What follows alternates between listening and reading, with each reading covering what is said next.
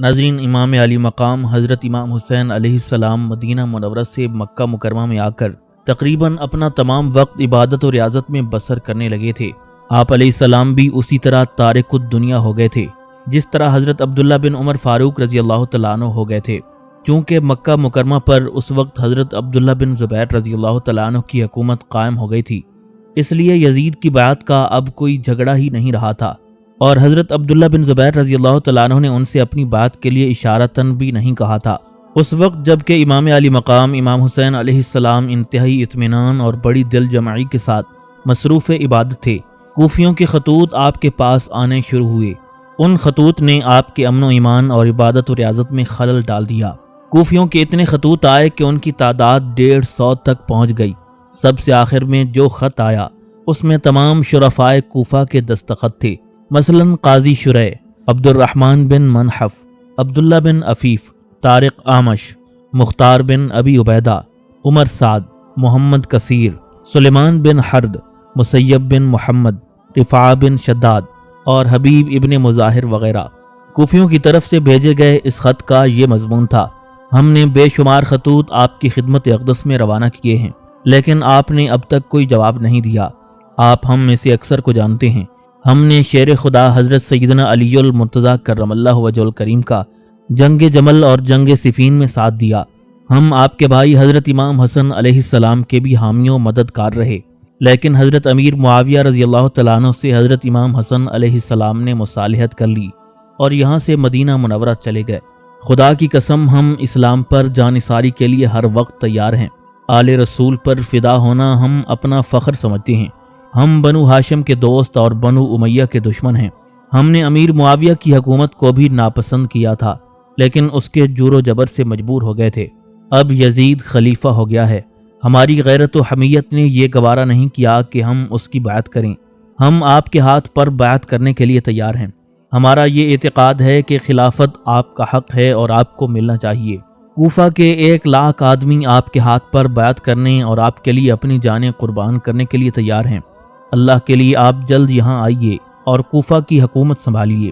اگر آپ تشریف نہ لائے تو ہم کہہ دیتے ہیں کہ قیامت کے دن خدا سے فریاد کریں گے کہ رسول اللہ صلی اللہ علیہ وسلم کے نواسے کو ہم نے اس لیے بلایا تھا کہ وہ ہمیں ظالم کے بنجے سے چھڑائیں، لیکن وہ نہ آئے۔ فرمائیے آپ اس وقت کیا جواب دیجیے گا؟ والسلام۔ اس خط نے حضرت امام حسین علیہ السلام کے دل پر بڑا گہرا اثر کیا۔ اگرچہ آپ جانتے تھے کہ کوفی بڑے مکار اور دغا باز ہیں، لیکن قیامت میں ان کے داد خواہ ہونے کے خوف نے امام علی مقام کو ان کی طرف مائل کر دیا۔ حضرت امام حسین علیہ السلام ایسے سیدھے سادے تھے کہ کوفیوں کے خطوط سے متاثر ہو کر کوفہ جانے کی تیاری کرنے لگے۔ اس کی اطلاع مکہ کے شرفاء کو بھی ہو گئی۔ ایک روز شرفاء مکہ میں سے عبداللہ بن صفوان، عبداللہ بن مطیع، عبداللہ بن حنظلہ، منذر بن زبیر اور بہت سے آدمی حضرت امام حسین علیہ السلام کی خدمت میں آئے اور عرض کرنے لگے: معلوم ہوا ہے کہ آپ کا ارادہ کوفہ جانے کا ہے۔ امام علی مقام نے جواب دیا: ہاں، میرا ارادہ کوفہ جانے کا ہے۔ حضرت عبداللہ بن مطیع کہنے لگے: کیا آپ اس بات کو بھول گئے کہ کوفیوں نے آپ کے والد حضرت سیدنا علی المرتضیٰ رضی اللہ تعالیٰ عنہ کو دھوکہ دیا اور شہید کر دیا؟ آپ کے بھائی حضرت امام حسن علیہ السلام کی اہانت کی۔ حضرت امام حسین علیہ السلام فرمانے لگے: میں بھولا نہیں ہوں بلکہ مجھے یاد ہے۔ عبداللہ بن صفوان نے کہا: پھر آپ ایسے لوگوں کے کہنے میں کیوں آ رہے ہیں؟ حضرت امام حسین علیہ السلام نے فرمایا: اول تو وہ مجھے عقیدت سے بلا رہے ہیں، دوسرا انہوں نے یہ لکھا ہے کہ اگر میں نہ گیا تو وہ قیامت کے روز خدا سے دادخواہ ہوں گے۔ حضرت عبداللہ بن مطیع نے عرض کیا: یہ سب ان کی مکاری ہے، وہ بدعہد، جھوٹے اور فریبی ہیں۔ انہوں نے ہمیشہ خاندان رسالت کے ساتھ دوستی کے پردے میں دشمنی کی ہے، آپ ان کے کہنے میں نہ آئیے۔ حضرت امام حسین علیہ السلام نے فرمایا: خدا مقلب القلوب ہے، ممکن ہے کہ ان کے دلوں کو حقیقت کی طرف پھیر دیا ہو۔ عبداللہ بن صفوان عرض کرنے لگے: یہ سچ ہے کہ خدا میں ہر طرح کی قدرت ہے، لیکن مناسب یہ ہے کہ پہلے آپ اس بات کا اطمینان تو کر لیجئے کہ جو کچھ وہ لکھ رہے ہیں وہ سچ بھی ہے یا نہیں۔ حضرت امام حسین علیہ السلام نے فرمایا: ان کے 1-2 نہیں بلکہ اس وقت تک 150 خطوط آ چکے ہیں، اور ایک ایک خط میں 150 آدمیوں کے دستخط ہیں۔ پھر بہت سے دستخط ایسے لوگوں کے ہیں جنہیں میں جانتا ہوں۔ میں تو سیدھا مسلمان ہوں، ان خطوط کو سچا سمجھتا ہوں۔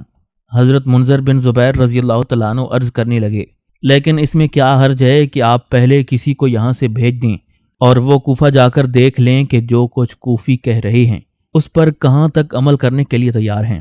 حضرت امام حسین علیہ السلام نے فرمایا، اس میں کوئی حرج نہیں ہے، اگر آپ سب لوگوں کا یہی منشا ہے تو میں اپنے چچا زاد بھائی مسلم بن عقیل کو بھیج دیتا ہوں، وہ وہاں کی کیفیت دیکھ کر مجھے جو کچھ لکھیں گے میں اس پر عمل کروں گا۔ حضرت منذر بن زبیر رضی اللہ تعالیٰ عنہ نے کہا، یہ بات بالکل ٹھیک ہے۔ چنانچہ حضرت امام حسین علیہ السلام نے امام مسلم بن عقیل کو طلب کیا۔ یہ مسلم حضرت سیدنا علی المرتضیٰ کرم اللہ وجہہ الکریم کے بھائی حضرت عقیل رضی اللہ تعالیٰ عنہ کے بیٹے تھے۔ جب حضرت سیدنا علی رضی اللہ تعالیٰ عنہ اور حضرت امیر معاویہ رضی اللہ تعالیٰ عنہ کی جنگ ہوئی تھی تو حضرت عقیل رضی اللہ تعالیٰ عنہ اپنے بھائی حضرت علی المرتضیٰ کرم اللہ وجہہ الکریم سے ناراض ہو کر حضرت امیر معاویہ کے پاس چلے گئے تھے۔ حضرت امیر معاویہ رضی اللہ تعالیٰ عنہ نے آپ کی بڑی عزت و تکریم کی تھی، مگر حضرت عقیل رضی اللہ تعالیٰ عنہ کی وفات کے بعد حضرت امام مسلم بن عقیل رضی اللہ تعالیٰ عنہ مدینہ منورہ چلے آئے تھے اور مدینہ منورہ سے حضرت امام حسین علیہ السلام کے ہمراہ مکہ مکرمہ میں آ گئے تھے۔ جب حضرت امام مسلم بن عقیل حضرت امام حسین علیہ السلام کے پاس آئے تو امام علی مقام نے ان سے فرمایا، بھائی تمہیں معلوم ہے کہ کوفیوں نے خطوط کی ڈاک بٹھا دی ہے، وہ مجھے بلا رہے ہیں، 1,00,000 کوفی میرے ہاتھ پر بیعت کرنے کے لیے تیار ہیں۔ میرا ارادہ خود جانے کا تھا، مگر شرفائے مکہ کا مشورہ یہ ہے کہ میں ابھی نہ جاؤں بلکہ کسی اور کو بھیج کر یہ معلوم کروں کہ کوفی جو کچھ لکھ رہے ہیں اس پر کہاں تک عمل کرنے کو تیار ہیں۔ حضرت امام مسلم بن عقیل رضی اللہ تعالیٰ عنہ عرض کرنے لگے، کوفہ والوں کا تجربہ یہ ہے کہ وہ جھوٹے، مکار، بدعہد اور دغاباز ہیں۔ میرا ذاتی خیال تو یہ ہے کہ ان کے قول و فعل پر ہرگز اعتبار نہیں کرنا چاہیے۔ حضرت امام حسین علیہ السلام نے فرمایا، مگر وہ مسلمان ہیں اور مسلمان کو مسلمان کے قول پر اعتبار کرنا چاہیے۔ امام مسلم بن عقیل نے عرض کیا، لیکن مصلحت یہ ہے کہ اول ان کے قول کو فعل سے جانچ لیا جائے۔ امام علی مقام نے فرمایا، میں نے اسی لیے تمہیں بلایا ہے، میں چاہتا ہوں کہ تم کوفہ جاؤ اور وہاں جا کر جو کچھ ان کا رنگ دیکھو اس سے مجھے مطلع کرو۔ حضرت امام مسلم بن عقیل رضی اللہ تعالیٰ عنہ نے عرض کیا، مجھے جانے میں کچھ عذر نہیں ہے، مگر بہتر ہوتا کہ آپ کسی اور شخص کو بھیجتے۔ حضرت امام حسین علیہ السلام نے فرمایا، میں اور کسی کو بھی بھیج سکتا ہوں، مگر سب سے زیادہ موزوں تمہیں سمجھتا ہوں۔ امام مسلم بن عقیل رضی اللہ تعالیٰ عنہ نے عرض کیا، آپ جیسا مناسب سمجھیں، میں تو بالکل تیار ہوں۔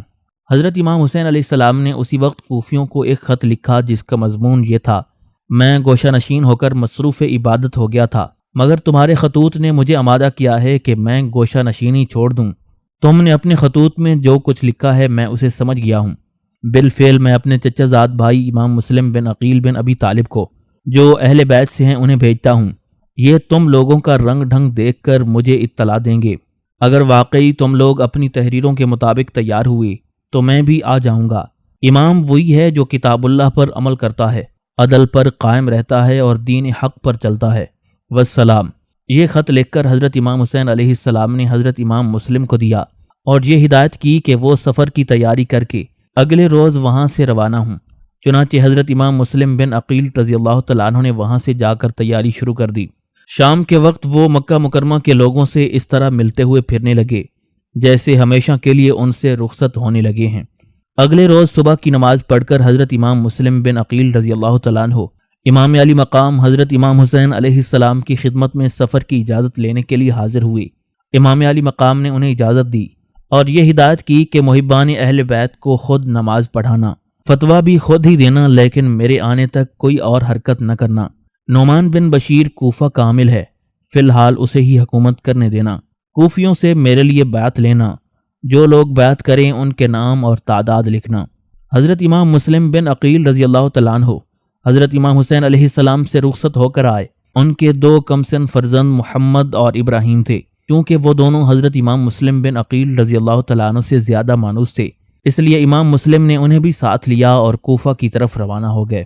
مکہ مکرمہ سے جو راستہ کوفہ کی طرف جاتا ہے وہ مدینہ منورہ سے ہو کر گزرتا ہے۔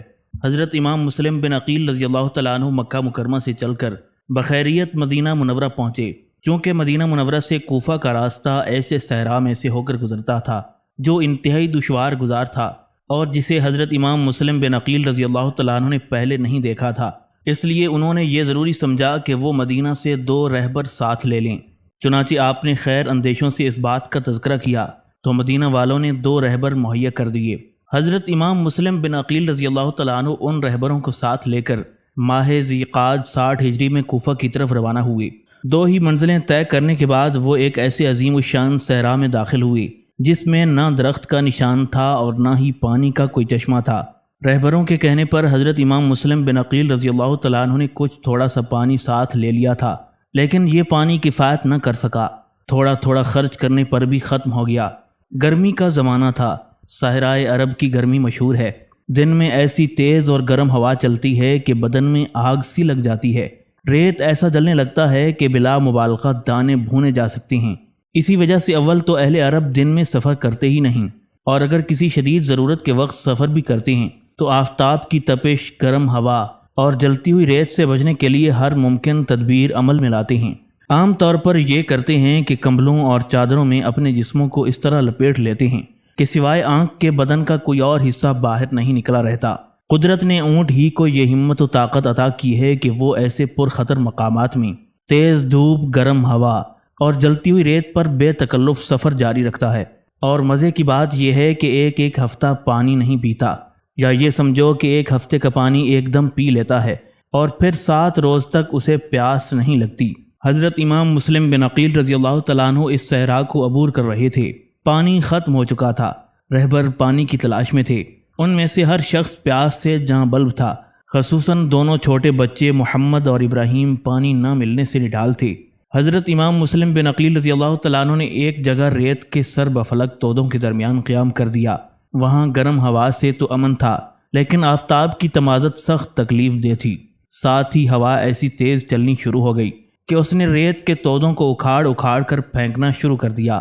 اب اندیشہ پیدا ہو گیا کہ کہیں ریت کا تودا ان پر یا ان کے بچوں پر ٹوٹ کر یا اکھڑ کر نہ آ پڑے۔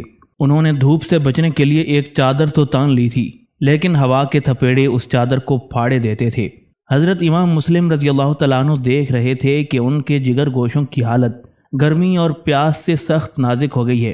انہوں نے رہبروں سے پانی تلاش کرنے کو کہا، اگرچہ اس وقت اس پناہگاہ سے باہر جانا موت کو دعوت دینا تھا، مگر رہبر بچوں کی سقیم حالت دیکھ کر اپنی جانیں ان معصوموں پر سے قربان کرنے کے لیے تیار ہو گئے۔ دونوں پانی کی تلاش میں روانہ ہوئے۔ حضرت امام مسلم بچوں کو تسلی دیتے رہے کہ رہبر پانی لینے گئے ہیں، اب لاتے ہوں گے۔ بچے پانی کی امید میں سخت بے چینی سے کروٹیں بدلتے رہے۔ رہبر دوپہر سے ذرا پہلے پانی کی تلاش میں روانہ ہوئے تھے، اب دوپہر ڈھل گئی تھی اور وہ ابھی تک واپس نہیں لوٹے تھے۔ دونوں معصوموں کی حالت پیاس سے دم بدم خراب ہوتی جا رہی تھی۔ آخر جب عصر کا وقت قریب آ گیا اور رہبر واپس نہ آئے تو مجبور ہو کر حضرت امام مسلم رضی اللہ تعالیٰ عنہ خود اونٹ پر سوار ہو کر رہبروں کو تلاش کرنے اور پانی ڈھونڈنے نکلے۔ انہوں نے اپنے دونوں لختے جگر وہاں تنہا چھوڑ دیے۔ چند ہی میل چل کر آپ نے ایک ایسا دردناک منظر دیکھا جس سے آپ کو کمال قلبی صدمہ ہوا۔ انہوں نے دیکھا کہ ریت کے انبار کے نیچے ایک آدمی اس طرح دبا پڑا ہے کہ اس کا سر ریت کے ڈھیر کے نیچے ہے اور پاؤں باہر نکلے ہوئے ہیں۔ حضرت امام مسلم نے اونٹ سے نیچے اتر کر بمشکل تمام ریت ہٹا کر اس آدمی کو نکالا۔ جب اس کی صورت دیکھی تو وہ دونوں رہبروں میں سے ایک تھا۔ شدت پیاس سے اس کی زبان باہر نکلی ہوئی تھی۔ آپ نے اس کی نبض دیکھی تو وہ مر چکا تھا۔ آپ کو خیال ہوا کہ کہیں دوسرا رہبر بھی اس کے قریب ہی کہیں دفن نہ ہو گیا ہو۔ آپ نے ریت ہٹانا شروع کر دی۔ تھوڑی سی ریت ہٹانے پر دوسرے رہبر کی لاش بھی برآمد ہو گئی۔ آپ کو ان دونوں کی اس طرح فوت ہو جانے کا سخت صدمہ ہوا۔ آپ نے ان کی نماز جنازہ پڑھی اور کچھ زمین کھود کر ان دونوں کو دفن کر دیا۔ حضرت امام مسلم بن عقیل رضی اللہ تعالیٰ عنہ کو خود بھی پیاس لگ رہی تھی۔ اس پر انہوں نے اتنی محنت کی جس سے اور بھی شدت سے پیاس لگ گئی، مگر فوراً ہی انہیں اپنے معصوم بچوں کا خیال آیا۔ آپ اپنی پیاس بھول کر اونٹ پر سوار ہوئے اور جلدی سے اپنے بچوں کے پاس آئے۔ دیکھا تو دونوں بچے نیم بے ہوش تھے اور وہ انہیں اس حالت میں دیکھ کر بے چین ہو گئے۔ دن چھپ گیا تھا۔ حضرت امام مسلم رضی اللہ تعالیٰ عنہ نے تیمم کر کے سب سے پہلے مغرب کی نماز پڑھی، پھر بچوں کو اونٹوں پر سوار کر کے وہاں سے آگے روانہ ہوئے۔ جوں جوں رات زیادہ ہوتی جا رہی تھی، گرم ہوا ٹھنڈی ہو رہی تھی۔ چونکہ اب دھوپ نہیں تھی اس لیے دونوں معصوم شہزادوں نے آنکھیں کھول دی تھیں، مگر ان کے ہونٹ، زبان اور گلے اس قدر خشک تھے کہ ان سے بولا نہیں جاتا تھا، البتہ وہ بات سمجھ لیتے تھے۔ حضرت امام مسلم رضی اللہ تعالیٰ عنہ نے ان سے کہا، میرے معصوم بیٹو، منہ کھول لو، شاید ٹھنڈی ہوا کچھ تسکین دے۔ دونوں معصوموں نے منہ کھول لیے، مگر اس سے تسکین کیا ہو سکتی تھی؟ لیکن یہی غنیمت تھا کہ ہوا ٹھنڈی ہو گئی تھی، جس سے جسم کی گرمی جاتی رہی تھی۔ مگر حضرت امام مسلم رضی اللہ تعالیٰ عنہ سمجھ گئے تھے کہ اگر صبح تک پانی نہ ملا تو ان کے دونوں بچے پیاس سے جاں بر نہیں ہو سکیں گے۔ حضرت امام مسلم رضی اللہ تعالیٰ عنہ نے اونٹوں کو ان کی مرضی پر چھوڑ دیا تھا اور وہ خود بخود نہایت تیزی سے دوڑ رہے تھے۔ خوش قسمتی سے وہ ایک تنگ مقام پر جا نکلے اور ہر چند حضرت امام مسلم بن عقیل رضی اللہ تعالیٰ عنہ کے چلانے کے وہ ایک قدم بھی آگے نہ بڑھے۔ ابھی کچھ تھوڑی سی رات باقی تھی۔ دونوں معصوم یا تو سو رہے تھے یا شدت پیاس سے بے ہوش ہو گئے تھے۔ حضرت امام مسلم بن عقیل رضی اللہ تعالیٰ عنہ نے رضائے مولا کہہ کر اسی جگہ قیام کر دیا۔ جب صبح ہوئی تو آپ نے نماز پڑھی۔ جب دن کی روشنی اچھی طرح پھیل گئی تو آپ نے دیکھا کہ جہاں آپ نے قیام کیا ہے اس سے چند قدم کے فاصلے پر ایک چشمہ رواں ہے۔ اس چشمے کو دیکھ کر آپ بہت زیادہ خوش ہوئے۔ آپ نے سب سے پہلے اپنے دونوں بیٹوں کو پانی پلایا۔ پانی پی کر دونوں فرزندوں نے آنکھیں کھول دیں۔ پھر آپ نے خود پانی پیا، کیونکہ 2 روز سے آپ کو پانی نہیں ملا تھا، اس لیے پانی پی کر کچھ ضعیف سے ہو گئے تھے اور آپ پر غنودگی طاری ہو گئی۔ جب آنکھ کھلی تو دیکھا کہ ایک مختصر سا قافلہ چشمے کے کنارے بیٹھا ہے۔ قافلے سے چند لوگ حضرت امام مسلم رضی اللہ تعالیٰ عنہ کے پاس آئے۔ جب اہل قافلہ کو معلوم ہوا کہ یہ حضرت امام مسلم ہیں اور ان کا تعلق خاندان رسالت سے ہے تو وہ بہت خوش ہوئے۔ انہوں نے حضرت امام مسلم بن عقیل اور ان کے بچوں کی بڑی مدارت کی۔ گفتگو کے دوران قافلے والوں نے بیان کیا کہ وہ مکہ جا رہے ہیں۔ حضرت امام مسلم رضی اللہ تعالیٰ عنہ نے کہا کہ میں حضرت امام حسین علیہ السلام کے حکم سے کوفہ جا رہا ہوں، میں تمہیں ایک خط لکھ کر دیتا ہوں، وہ حضرت امام حسین علیہ السلام کو دے دینا۔ قافلے والوں نے اقرار کر لیا۔ حضرت امام مسلم بن عقیل رضی اللہ تعالیٰ عنہ نے ان سے پوچھا، کیا آپ اس مقام کا نام جانتے ہیں؟ انہوں نے جواب دیا، ہاں جانتے ہیں، اس جگہ کا نام بطن خبیث ہے۔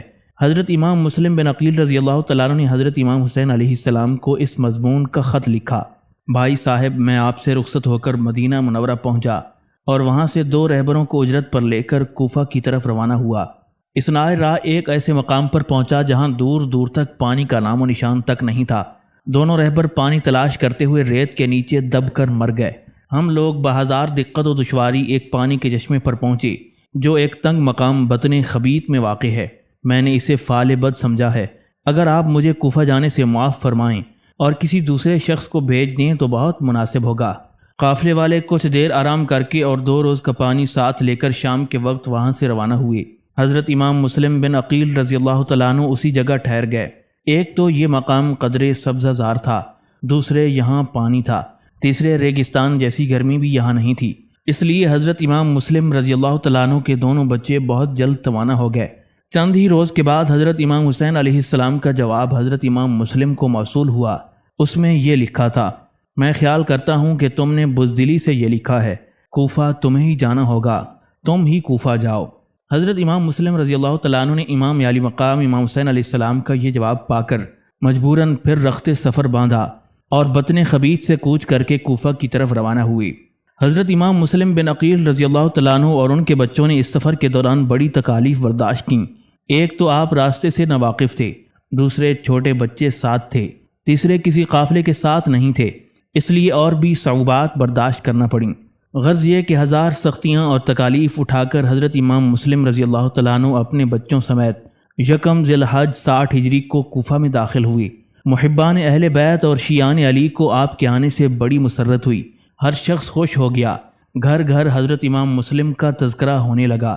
حضرت امام مسلم بن عقیل رضی اللہ تعالیٰ عنہ رات کے وقت کوفہ میں داخل ہوئے تھے۔ سب سے پہلے انہیں مختار بن عبید ملا، چونکہ وہ خاندان رسالت کا بڑا عقیدت مند تھا، اس لیے فوراً حضرت امام مسلم بن عقیل رضی اللہ تعالیٰ عنہ اور ان کے بچوں کو اپنے مکان پر لے گیا۔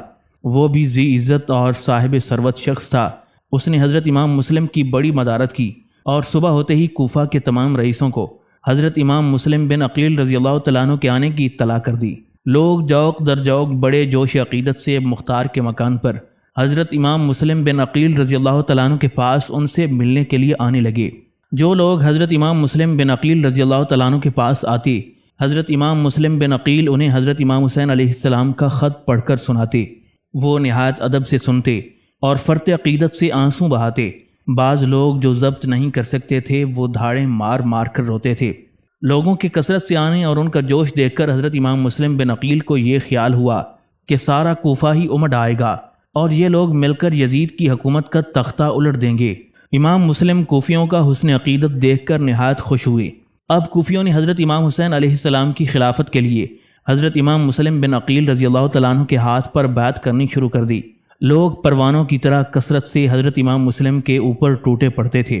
ہر طرف لوگوں کے ہجوم لگ گئے تھے، گویا پرجوش عقیدت مندوں کا سمندر تھا جو لہریں لے رہا تھا۔ لوگ اس کثرت سے بیعت ہو رہے تھے کہ صرف 7 گھنٹے کے اندر 12,000 آدمیوں نے بیعت کر لی۔ ان میں صاحب اثر اور رئیس لوگ بھی شامل تھے، جن میں سلیمان بن حرد، مسیب بن محمد، رفاعہ بن شداد، عروہ بن ہانی، حبیب ابن مظاہر اور مختار بن عبید جیسے قابل ذکر نام شامل ہیں۔ حقیقت یہ ہے کہ اس وقت ایسی محبت و عقیدت کا اظہار اہل کوفہ نے کیا کہ اس سے پہلے انہوں نے کسی موقع پر نہیں کیا تھا۔ وہ علل اعلان یزید کو برا کہنے لگے اور گالیاں دینے لگے۔ حضرت امام مسلم بن عقیل رضی اللہ تعالیٰ عنہ کے کہے بغیر انہوں نے خود کہنا شروع کر دیا کہ ہم مر جائیں گے مگر یزید کے ہاتھ پر بیعت نہیں کریں گے۔ وہ فاسق و فاجر ہے، یزید غاصب ہے، ہم محبان اہل بیت ہیں، حضرت امام حسین علیہ السلام کے علم کے نیچے اپنی جان دے دیں گے۔ خلافت کے مستحق حضرت امام حسین علیہ السلام ہیں، ہم نے حضرت امام مسلم بن عقیل کے ذریعے ان کے ہاتھ پر بیعت کر لی ہے۔ کوفیوں کا پرجوش ٹڈی دل اور ان کا بے پناہ جوش و خروش دیکھ کر حضرت امام مسلم بن عقیل رضی اللہ تعالیٰ عنہ کو بڑی خوشی ہوئی۔ آپ بھی سیدھے سادے بزرگ تھے، آپ کوفیوں کا ظاہری جوش اور ایک ہی روز میں ان کے کثیر التعداد بیعت ہونے سے مغالطہ کھا گئے۔ چنانچہ آپ نے بیعت سے فارغ ہوتے ہی حضرت امام حسین علیہ السلام کو اس مضمون کا خط لکھا: میں بخیریت کوفہ میں پہنچ گیا ہوں۔ کوفہ کے لوگوں نے میرا بڑا پرتپاک خیر مقدم کیا۔ آپ کا صحیفہ گرامی سن کر یہ لوگ دھاڑے مار مار کر روئے۔ ان لوگوں کے دلوں میں محبت و عقیدت کا دریا موجزن ہے۔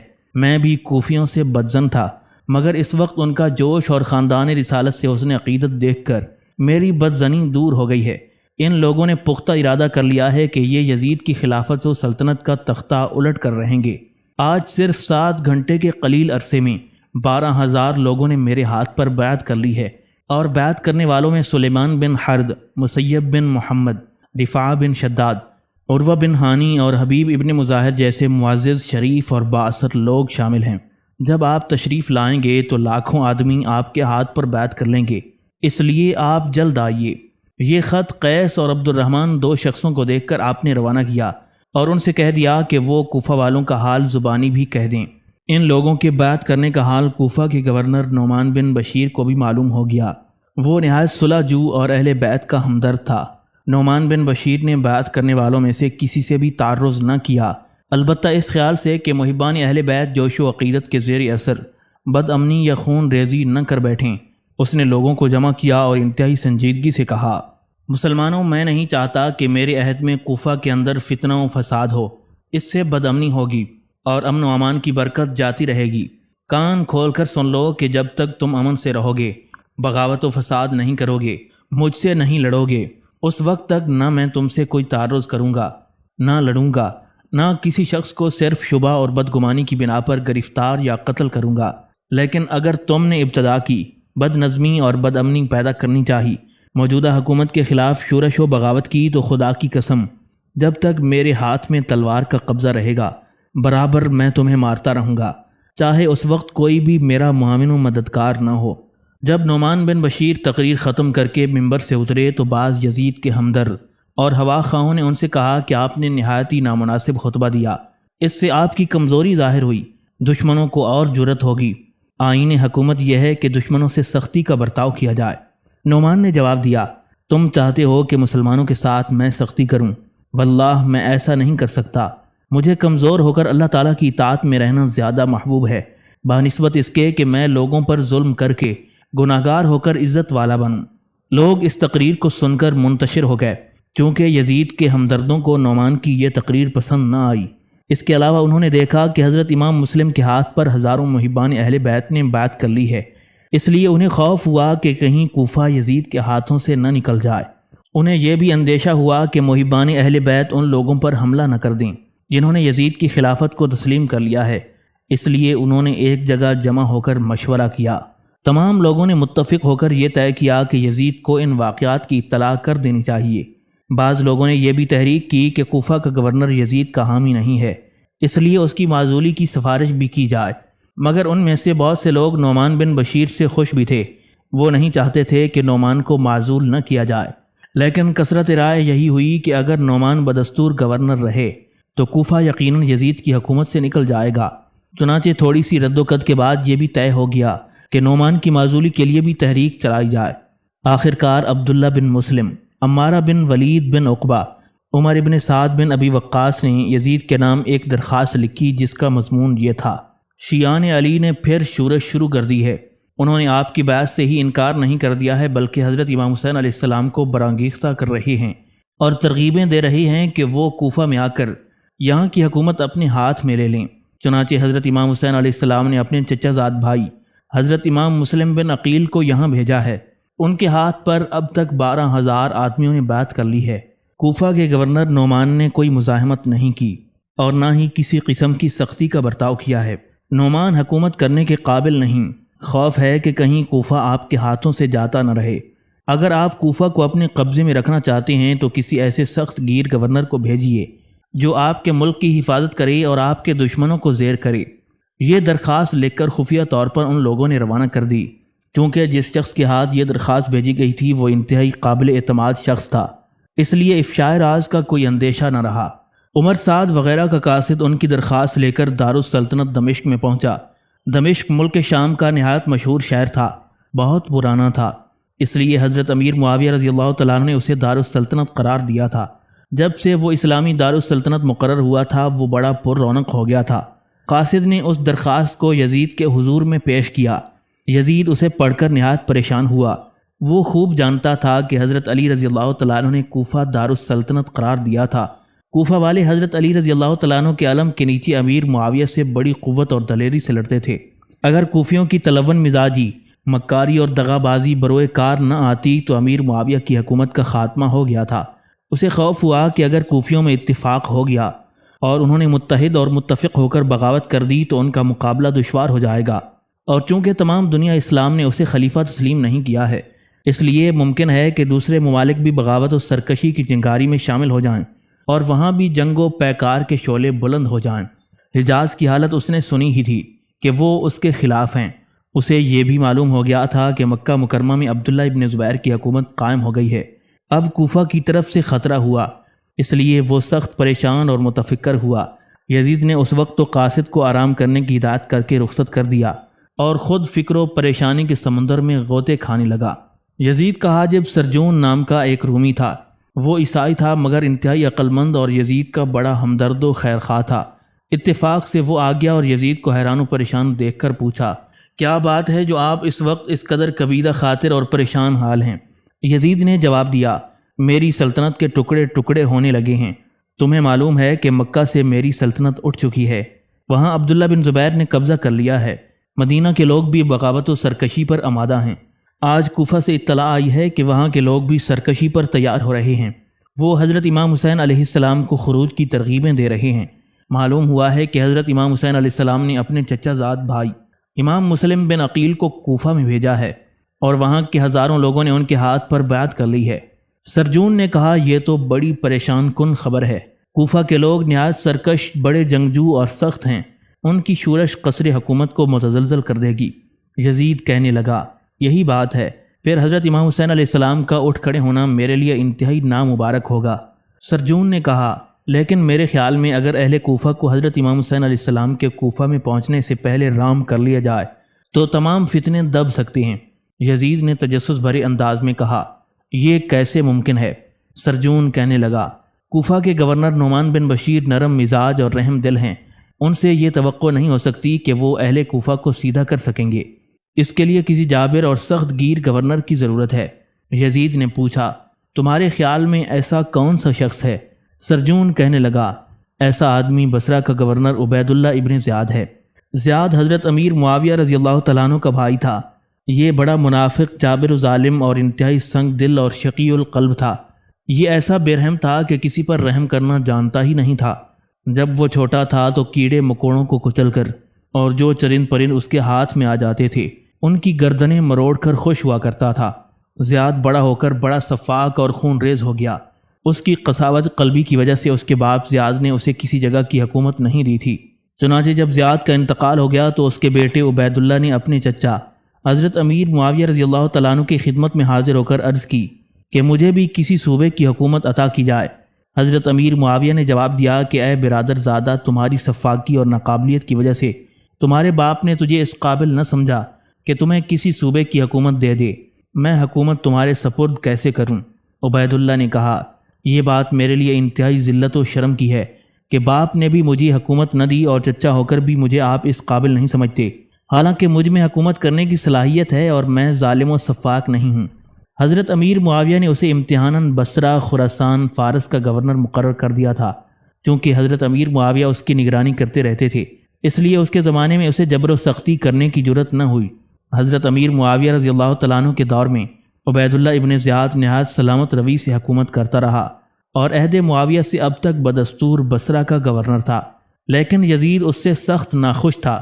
اس کی ناخوشی اس لیے نہیں تھی کہ وہ بڑا ظالم و سفاک ہے، بلکہ اسے یہ کراہت تھی کہ وہ ایک لونڈی زادہ کا بیٹا ہے اور اپنے آپ کو یزید کا چچا زاد بھائی کہتا تھا، لیکن وہ خوب جانتا تھا کہ عبید اللہ بڑا تند خو اور سخت گیر ہے، اس لیے مصلحتاً اسے یہی مناسب معلوم ہوا کہ اسے کوفہ کی حکومت بھی دے دے۔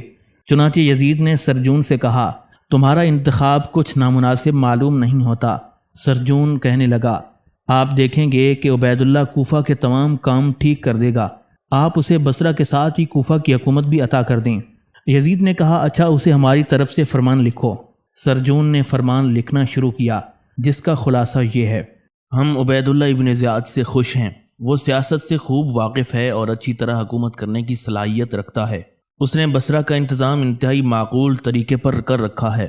ہمیں معلوم ہے کہ کوفہ کے اشرار پھر فتنہ و فساد پر آمادہ ہیں، یہ لوگ بڑے ہی مکار اور بے اصولے ہیں۔ انہوں نے حضرت امام حسین علیہ السلام کو بھولا بھالا دیکھ کر کوفہ میں آنے کی ترغیب دی ہے، اس سے ان کا منشا مسلمانوں میں خانہ جنگی اور خون ریزی کروانے کا ہے۔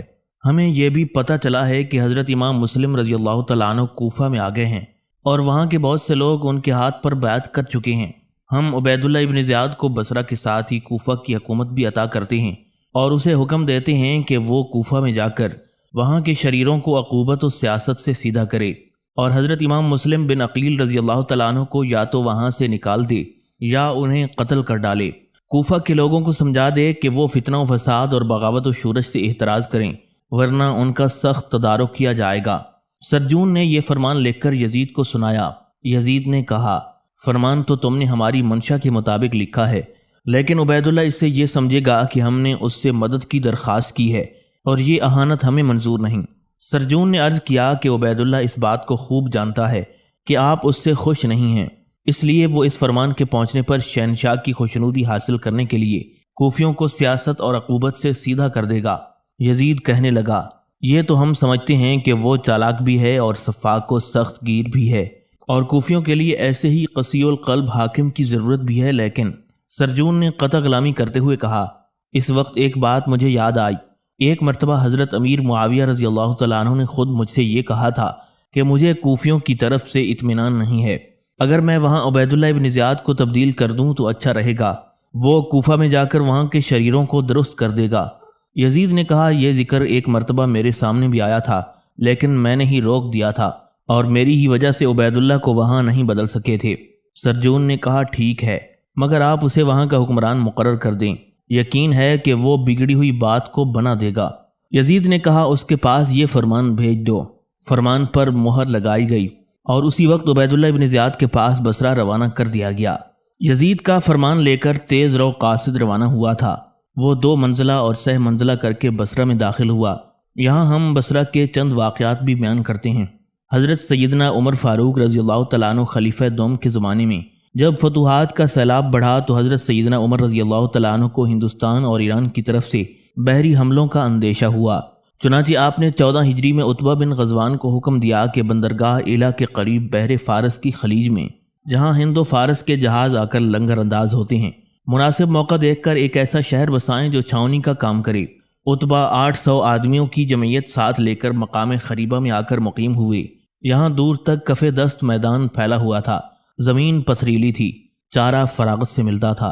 انہوں نے حضرت سیدنا عمر فاروق رضی اللہ تعالیٰ عنہ کو اس میدان کے متعلق اطلاع دی اور ایک نقشہ بھی کھینچ کر بھیجا۔